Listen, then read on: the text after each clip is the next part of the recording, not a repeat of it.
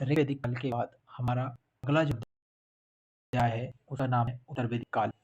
उत्तर वैदिक काल की जो अवधि है वह 1000 बीसी से 600 बीसी तक मानी जाती है। ठीक है, ये चीज याद रखना क्योंकि क्वेश्चन पेपर में आता है, एग्जाम में आता है कि उत्तर वैदिक काल की अवधि से कब तक मानी जाती है। ये मानी जाती है 1000 बीसी से 600 बीसी तक। आगे उत्तर वैदिक काल में इंद्र के स्थान पर प्रजापति सारी प्रिय देवता हो गए थे। कौन सा प्रिय देवता हो गए थे? तो ये हो गए थे प्रजापति। याद रखना कि सारी प्रिय देवता उत्तर वैदिक काल में, तो वह प्रजापति। उत्तर वैदिक काल में राजा के राज्याभिषेक के समय राजसूय यज्ञ का अनुष्ठान किया जाता था। किस अनुष्ठान किया जाता था? तो राजसूय यज्ञ का अनुष्ठान किया जाता था। किसके समय? राजा के राज्याभिषेक के समय। उत्तर वैदिक काल में वर्ण व्यवसाय जो वर्ण व्यवस्था थी ना हमारी उत्तर वैदिक काल में, वह व्यवसाय बजाय किसके आधार पर जब आधार पर निर्धारित होती थी। जहाँ वहीं ऋग्वेदिक काल में जो वर्ण व्यवस्था थी व्यवसाय के आधार पर निर्धारित हुई थी। वहीं यहाँ पर जो उत्तर वैदिक काल में जो वर्ण व्यवस्था थी वह किसके आधार आधारित होने निर्धारित होने लगी थी? जन्म के आधार पर निर्धारित होने लगी। ठीक है, उत्तर वैदिक काल में हल को क्या कहते थे? हल को तेरा और हल रेखा को क्या कहते थे? हल की जो रेखा थी उसको क्या कहते थे? सीता कहते थे। ठीक है, याद रखना कि जो उत्तर वैदिक काल में हल को क्या कहते थे? उत्तर वैदिक काल में हल को क्या कहते थे? हल को कहते थे सीता कहते थे। और वहीं जो हल की जो रेखा थी, हल चाहते जो रेखा बनी थी उसको क्या कहा जाता था? तो उसको सीता कहा जाता था। ठीक है, आगे उत्तर वैदिक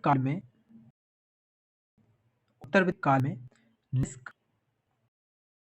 ये देखना, निष्क शतमान मुद्रा की इकाई थी। तो ये क्वेश्चन एग्जाम में आ सकता है, आया भी कई बार। इन जो उत्तर वैदिक काल में था इसमें निष्क और शतमान क्या थी? तो ये क्या थी? मुद्रा की इकाई थी।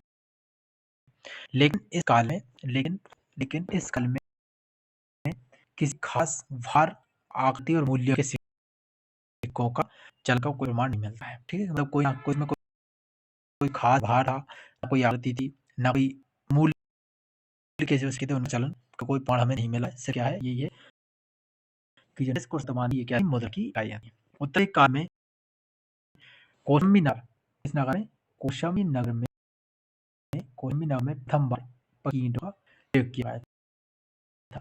तो ये क्वेश्चन एग्जाम में सकता है कि ये सारे इंपोर्टेंट फैक्ट है, आप ध्यान पढ़िए।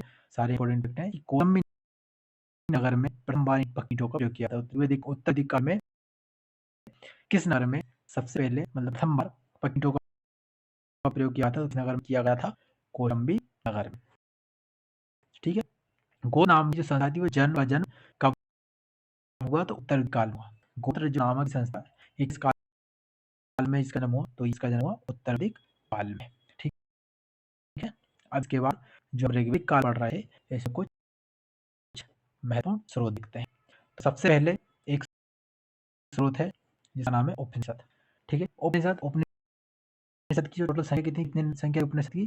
तो 108 उपनिषद कितने हैं? तो 108 उपनिषद। ठीक है, इसमें एक मोस्ट इंपोर्टेंट क्वेश्चन है और ये एग्जाम में कई बार आ चुका है कि सत्यमेव जयते कहाँ से लिया गया है? तो सत्यमेव जयते मुंडकोपनिषद लिया। उपनिषद में एक उपनिषद जिसका नाम है मुंडकोपनिषद, यहाँ से सत्यमेव जयते लिया गया है।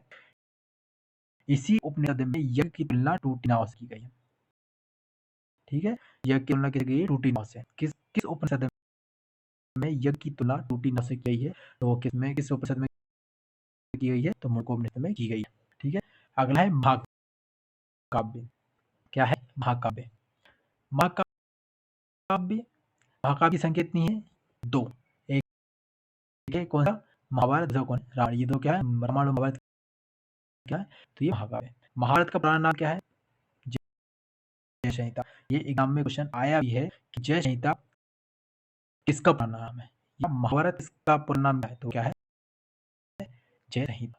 ये विश्व का सबसे बड़ा महाकाव्य। विश्व का सबसे बड़ा महाकाव्य कौन सा है? तो विश्व का सबसे बड़ा महाकाव्य कौन सा है? महाभारत। ये वाला लाइन है। तो महाभारत पुराण में क्या है, संहिता है, ये विश्व का सबसे पुराना और सबसे बड़ा महाकाव्य कौन सा है? सबसे बड़ा महाकाव्य कौन सा है? महाभारत। इसके बाद कुछ प्रमुख दर्शन और उनके प्रवर्तक देखते हैं। ये भी मोस्ट इम्पोर्टेंट है, प्रवर्तक और उनके प्रवर्तक और उनके प्रमुख दर्शन, उनके प्रवर्तक।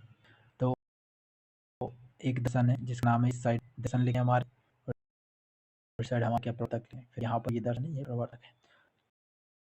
चारवाक चारवाक दर्शन के प्रवर्तक कौन है? तो ये चारवाक जी। योग दर्शन के प्रवर्तक कौन है? योग दर्शन के प्रवर्तक पतंजलि हैं। सांख्य दर्शन कौन है? सांख्य दर्शन के प्रवर्तक कौन है? कपिल जी है। न्याय दर्शन प्रवर्तक कौन है? गौतम जी है। ठीक है। इसके बाद पूर्व मीमांसा दर्शन के जो प्रवर्तक कौन है? तो ये जैमिनी है। ठीक है। उत्तर मीमांसा के प्रवर्तक कौन है? बादरायण। और वैशेषिक दर्शन के प्रवर्तक कौन है? तो इनके प्रवर्तक है कणाद या उल्लू। एक बार देखें हम, एक बार वो देखेंगे। ठीक है। सबसे पहले चारवाक दर्शन प्रवर्तक कौन है? चारवाक दर्शन प्रवर्तक चारवाक जी है।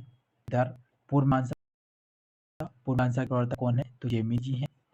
योग दर्शन प्रवर्तक कौन है? पतंजलि जी है। उत्तर मीमांसा के प्रवर्तक कौन है? बादरायण जी है। सांख्य दर्शन प्रवर्तक कौन है? कपिल जी है। इसके बाद वैशेषिक दर्शन के प्रवर्तक कौन है? कणाद या उल्लू जी है। न्याय दर्शन प्रवर्तक कौन है? गौतम जी है। ठीक है। ये दर्शन और इनके प्रवर्तक बहुत अच्छे से याद कर लेना, ये एग्जाम में 1 नंबर का क्वेश्चन आता ही है।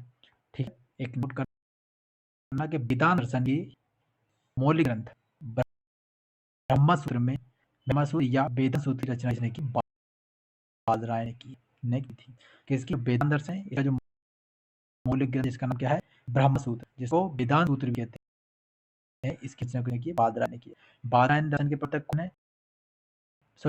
उत्तर मीमांसा दर्शन के प्रवर्तक कौन है? बादरायण जी। और बादरायण जी ने ही इसकी ब्रह्मसूत्र और वेदांत सूत्र की रचना की। ठीक है दोस्तों, आपको हमारा वीडियो पसंद आया होगा, उम्मीद है। आप हमें लाइक शेयर सब्सक्राइब करना ना भूलें और अपने दोस्तों को शेयर करें। धन्यवाद।